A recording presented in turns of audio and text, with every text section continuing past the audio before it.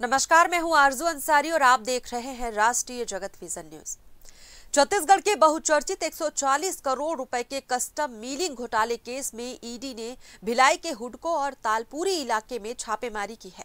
ED की team rice Miller Sudhakar Rao के घर पर दस्तावेज खंगाल रही है।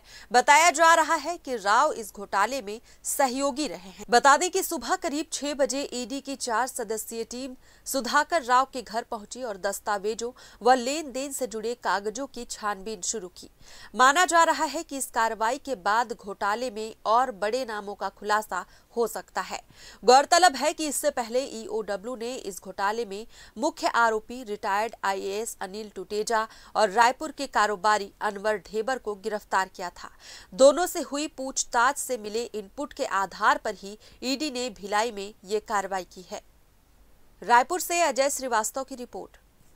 फिलहाल इस खबर में बस इतना ही। देश प्रदेश की खबरों से अपडेटेड रहने के लिए हमारे चैनल को सब्सक्राइब करें और नए खबरों के नोटिफिकेशन के लिए बेल आइकॉन जरूर दबाएं। नमस्कार।